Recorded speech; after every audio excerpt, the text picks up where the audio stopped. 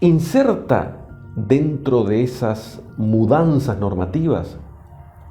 que con un declarado propósito anti-crime o de prevención del crimen, dentro de esas mudanzas, decía, que introdujo la ley 19.989, se encuentra la que justifica mi participación en esta presentación: el licenciamiento a la policía para perquirir autónomamente, esto es, con independencia de quien, según la ley penal formal, es el director y responsable de la investigación, esto es el fiscal. La variación legislativa en cuestión, constituyente a mi juicio de una forma de inicio de la indagatoria preliminar adicional a las previstas por el artículo 2561, no es en realidad una innovación, sino una reedición de la facultad que la policía siempre tuvo desde el Código de 1878 y que el Código de 1980 revalidó después, que fortaleció ese mismo año el decreto número 690, que más tarde en 2008 refrendó la ley 18.315, conservándose tal prerrogativa incólume hasta que la ley 19.293 del 2015 la proscribió categóricamente, limitando el interrogatorio policíaco al solo efecto identificatorio. La reedición que ahora hace la ley 19.889 de aquella facultad policial de indagatoriar por su cuenta, y que ya se había intentado sin éxito en mayo del 2018 por el Poder Ejecutivo anterior, adicionando ahora a texto expreso a esa prerrogativa de preguntar autónomamente, la de decidir también por su cuenta si las resultas de la investigación ameritan que el sospechado sea puesto a disposición para que declare ante el fiscal. Es pasible esa variación de examen, debate e incluso forcejeo desde múltiples vértices que no desplegaré ahora, no solo por una cuestión de tiempo, sino más que nada por ser el propósito de esta exposición no reproducir lo que concluí en el libro, sino por el contrario interesarles en su lectura, entusiasmarles a zambullirse en el volumen en general. Y ello por la vía de sobrevolar el artículo, balancear las reverberaciones y potencialidades que tiene el asunto en materia de ingeniería antidelictiva y de elucidación de ilícitos, de afectación de garantías, de contaminación de evidencias y de debido proceso.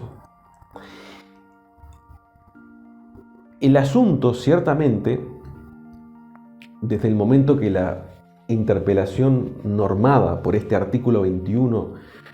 puede sobrevenir tras el impacto de una detención y provocar por ello una pulsación emocional por la privación de libertad que ella acarrea, por más momentánea que sea, y desde que acontece en la hostilidad de una comisaría, en un contexto de supremacía natural del aprehensor,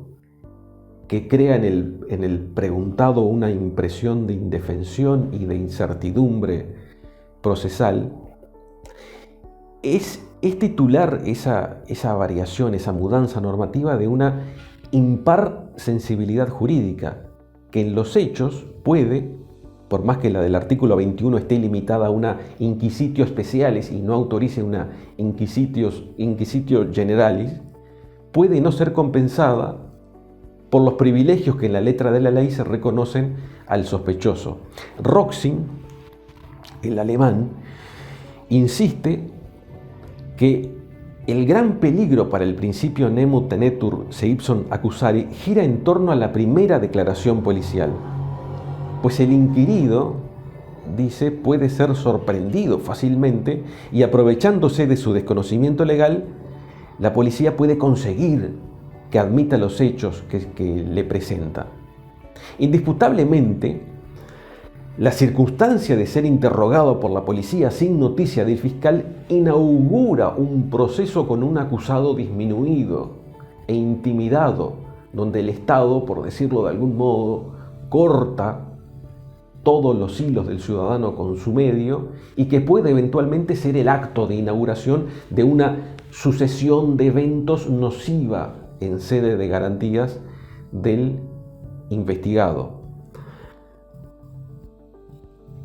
Aunque no se ejerza coacción, el solo hermetismo de una seccional y el repliegue que provoca un calabozo hacen que, por ejemplo, los derechos al silencio, a la no autoinculpación y a la no colaboración con la investigación padezcan de una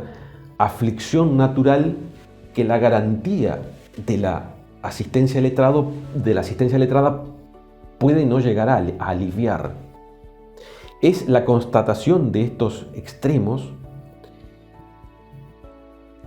insertos en un tema todavía mucho más complejo y controvertible, que es el de la búsqueda de la verdad, resuelto, según explica el maestro Ferrajoli, resuelto de distinto modo según que su fijación se conciba como un fin condicionado a otros valores o como el fin incondicionado del juicio penal que justifica cualquier medio. Es esa sensibilidad lo que ha traído al Tribunal Europeo de Derechos Humanos a desaconsejar estas pesquisas, recomendar su proscripción y dictaminar que no garantizan la contradicción. Ítem inexcusable cuando se dilucida un evento que tiene tintes de ilicitud y se inquiere su posible autor. La ley de enjuiciamiento criminal de España, que con sucesivas modificaciones rige desde 1882, sentencia de modo palmario y sinóptico en su exposición de motivos, y permítaseme traer su texto aquí, y lo hace además con un empaque casi levantable. Dice que los funcionarios que intervienen en la instrucción del sumario, animados de un espíritu receloso y hostil que se engendra en su mismo patriótico celo por la causa de la sociedad que representa, recogen con preferencia los datos adversos al procesado, descuidando consignar los que pueden favorecerle. De este conjunto de errores, que dice la exposición de motivos, son aledaños, vecinos al sistema de enjuiciar y por tanto no imputables a los funcionarios del orden judicial y fiscal, resultan dos cosas a cual más funestas al ciudadano. Una, que al compás que se forma el sumario se va fabricando inadvertidamente una verdad de artificio, que más tarde se convierte en verdad legal, pero que es contraria a la realidad de los hechos y subleva la conciencia del procesado. Y la otra consecuencia funesta, que cuando el procesado llega al plenario y quiere defenderse, no hace más que forcejear inútilmente, porque entra en el palenque, dicen los españoles, ya vencido o por lo menos desarmado. Desde una arista más panóptica, el filósofo Foucault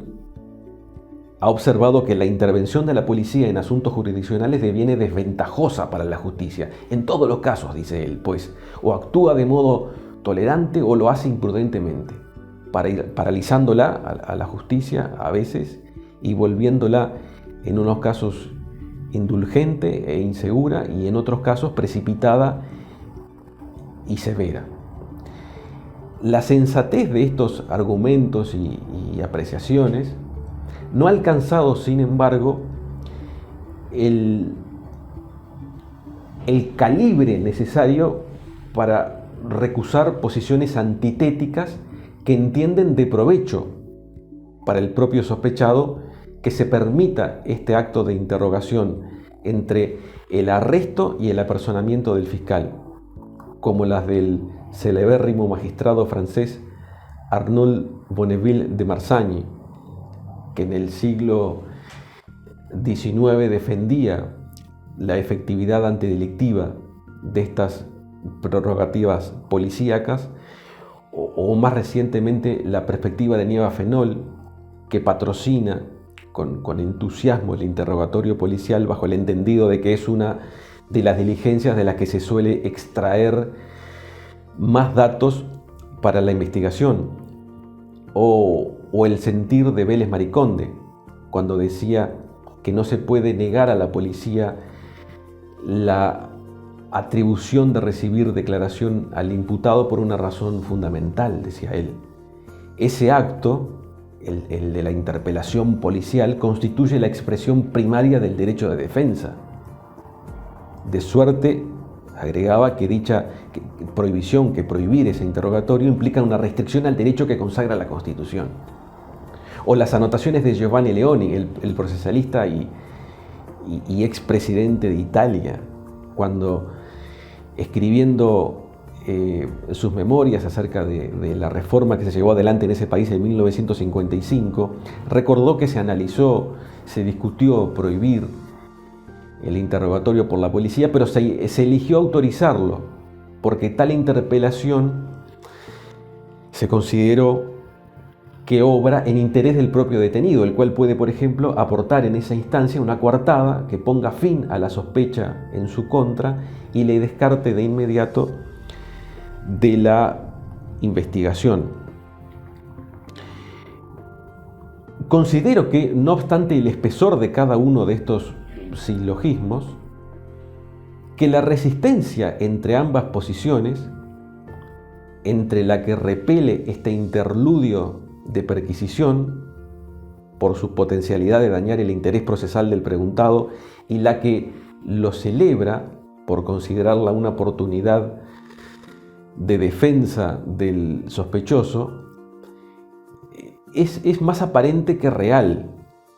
es más contextual que perentoria, porque, como bien advierte Roxin, la solución a este tipo de cuestiones transcurre entre ciencia teórica y configuración social. Como teoría, se intenta desarrollar una estrategia decidida de lucha contra el delito, pero la realización práctica depende más de las realidades preexistentes que de la concepción ideológica. Y es precisamente esa realización práctica de la que habla Roxin la que juzgará en cada caso si esa prerrogativa policial de indagatoriar autónomamente lesiona o auxilia el interés del preguntado, siendo irreflexivo, considero, sentenciar o juzgar el asunto definitivamente en un sentido u otro de antemano. Es cierto que las contingencias de vulneración de las garantías son mayores en esa instancia policial, pues, como bien ha hecho constar Mitchell, una vez producido el arresto, identificado el sospechoso principal, los policías suelen abdicar de su rol de investigadores neutrales y comenzar a ser como abogados de los fiscales. O, como ha señalado Heli, la policía tiene el hábito de sospechar anticipadamente la culpabilidad del detenido, tomando a sus ojos los actos más indiferentes el valor de indicios y los indicios el valor de pruebas. Pero también es verdad que las garantías del sospechoso pueden ser gravemente profanadas aún en el estadio comandado por el fiscal. Basta como ejemplo de esto lo sucedido hace unos días, que desde la jefatura de la Fiscalía se haya tenido que ordenar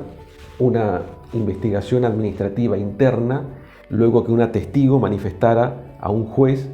haber sido aleccionada, o en palabras de la testigo, manipulada por el fiscal para declarar falsamente en contra del sospechoso y permitir así que prosperara la acusación del Ministerio Público por violación, privación de libertad y rapiña. Los derechos fundamentales valen lo que vale su garantía, su efectividad, su reconocimiento en los hechos. Esto es, ¿qué quiero decir? Por más que en un texto legal se consagre un privilegio al sospechoso que actúe como limitante de la autoridad policial, o por más que se consagre a la policía una prerrogativa que disminuya las facultades de un indagado, la efectiva realización de la Constitución dependerá en definitiva, y en este caso de cómo actúe el policía interrogador, dependerá de su profesionalidad, de su objetividad, de su compromiso con la función y con el esclarecimiento del supuesto crimen y de su posible autor, de su capacidad para evitar la visión de túnel y para sortear o liberarse de los sesgos de retrospección. Como viene diciendo la Corte Suprema de los Estados Unidos desde el caso Silverthorne Lumber Co., juzgado en 1920, lo que debe hacerse, dice la Corte Suprema, sea cual sea la prerrogativa actual del funcionario, si de poder indagar por su cuenta o no, es asegurar que lo proclamado en la Constitución no se convierta en una forma de palabras en manos de la policía, lo cual puede ocurrir mediando facultades policíacas como las que norma el artículo 21 de la Ley 19.889 o no mediando ese tipo de normas. Y este aseguramiento del que habla la Corte Suprema debe hacerse no solo en beneficio, atención a esto, no solo en beneficio particular del propio indagado, culpable o inocente, sino también en favor de la averiguación de la verdad, que es un interés general de toda la ciudadanía.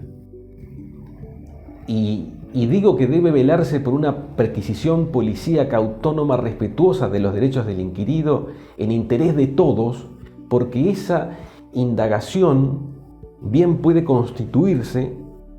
en caso que el interrogado renuncie a su derecho al silencio y aporte información inculpante, puede constituirse esa indagación, decía, en matriz de indicios o indicadores de rastros, que si bien, a diferencia de lo que ocurre en el Reino Unido por aplicación de la Police and Criminal Evidence Act de 1984, y a diferencia de lo que ocurre en Estados Unidos, no constituyen por sí prueba capitalizable en el posterior debate ante el juez, pero transitadas otras pesquisas sí pueden mutar en evidencias que finalmente incorporadas por el fiscal en el juicio se conviertan, si no son desacreditadas por la defensa, en prueba en sentido técnico que sustenten una condena. Pero, si en el decurso de esa interpelación policial no se informa al indagado acerca de sus derechos, listados a cabalidad allí en el capítulo que escribí para este libro, donde además señalo los reparos de comparar esta obligación de la policía con las que rigen en Norteamérica luego de los casos Escobedo versus Illinois, Miranda versus Arizona, Dickerson versus Estados Unidos, entre otros, o no se desbloquea el ejercicio de esos privilegios, o dicho de un modo más general, no se cumple a cabalidad la cartografía de derechos provista por la ley penal formal, o se incumplen las comunicaciones a la fiscalía, entonces esas profanaciones cometidas allí en la seccional de policía, cometidas en sede policial, determinarán que la interpelación degenere en una pesquisa secreta de las proscriptas por la Constitución y que por efecto de ello los contingentes indicios resultantes de la misma queden infectados por ese embuste inicial. Se desenlace así una conexión de antejuridicidad y se active una regla de exclusión que primero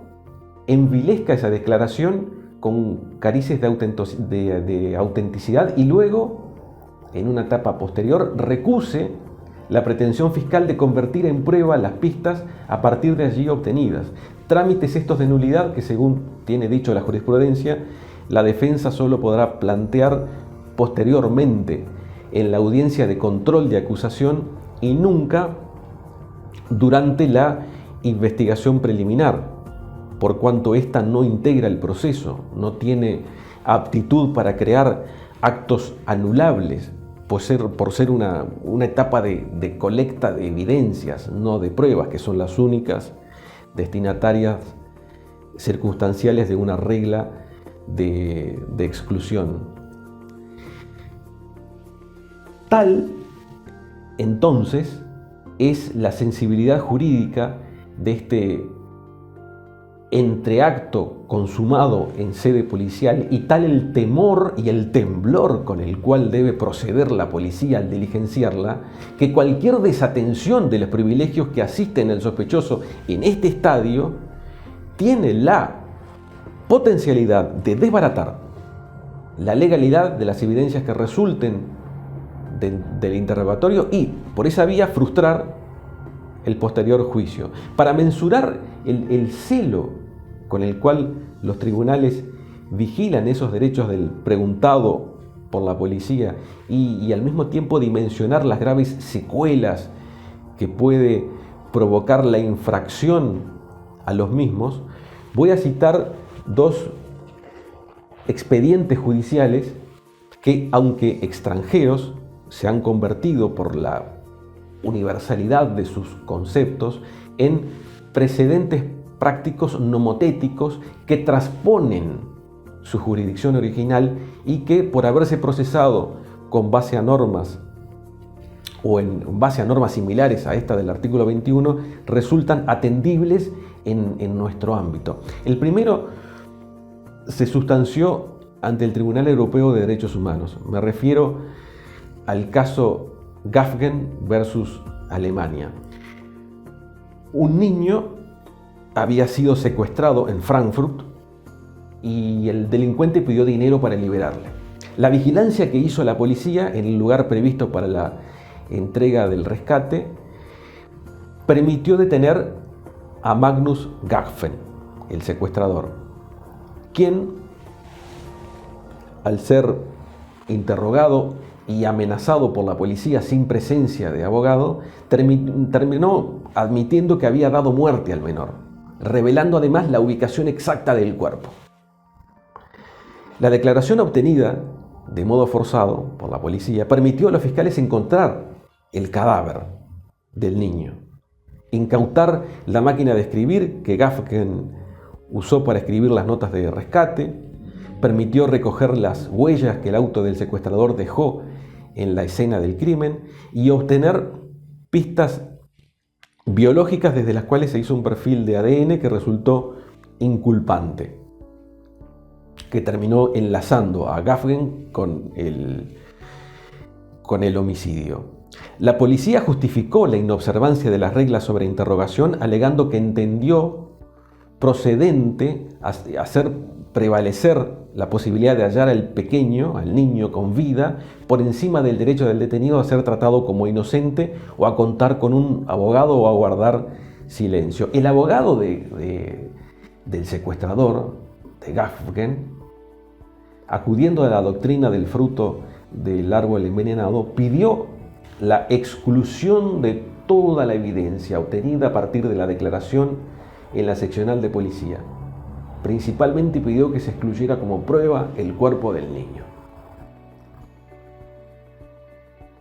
Ante ese requerimiento, el Tribunal Europeo de Derechos Humanos dictaminó varias cosas interesantes. Primero, e importantes para nuestro asunto de hoy. Primero, que el derecho a no ser coaccionado es absoluto y no puede ser derogado ni siquiera cuando la vida de un niño dependa de ello.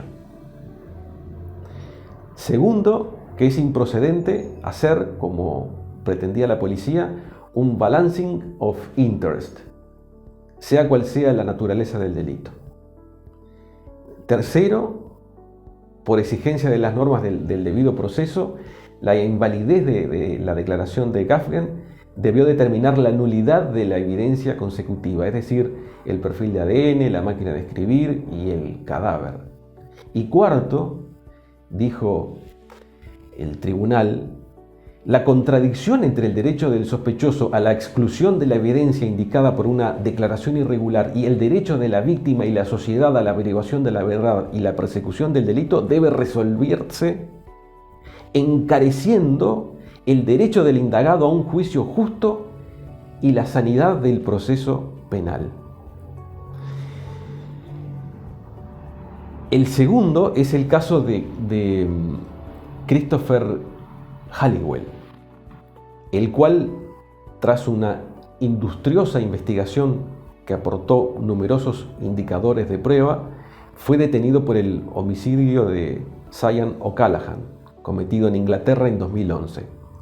Y en vez de ser conducido inmediatamente a la seccional de policía y asistido por un abogado, como manda el Code C del Police and Criminal Evidence Act de 1984, en lugar de eso,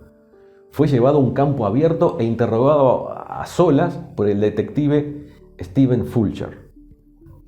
El interrogatorio le permitió al detective obtener la confesión de Halliwell, así como, al igual que en el caso anterior, la ubicación del cuerpo, el cual fue inmediatamente encontrado gracias a esa declaración del sospechoso. Fulcher, el detective, procedió de este modo, es decir, sorteando o salteando los rituales legales que mandataban informar a Halliwell de su derecho a un abogado, a no autoincriminarse y al silencio, porque tal como él mismo relata en su libro, que lo recomiendo, es un libro fantástico, Catching a Serial Killer, My Hunt for Murderer Christopher Halliwell, entendió el detective que Sian O'Callaghan aún podía estar con vida. Hizo el detective, igual que en el caso anterior, el de Gafgen, un balancing of interest. Ello, sin embargo, no fue compartido por los tribunales ingleses, que entendieron que lo ilegal del interrogatorio obligaba a la exclusión del cadáver como evidencia y como corolario al sobreseimiento del acusado por ese cargo de homicidio, quedando el crimen impune pese a estar el asesino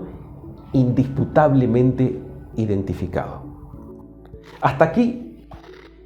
lo que el tiempo concedido me ha permitido desplegar sobre este asunto, no queriendo clausurar mi exposición sin lo más importante, agradecer, y de modo acentuado, a la Universidad de Montevideo por honrarme extendiéndome esta invitación y felicitar nuevamente a los coordinadores de esta obra que su prologuista, el profesor Dr. Milton Cairoli, catalogó como completa. Muchas gracias.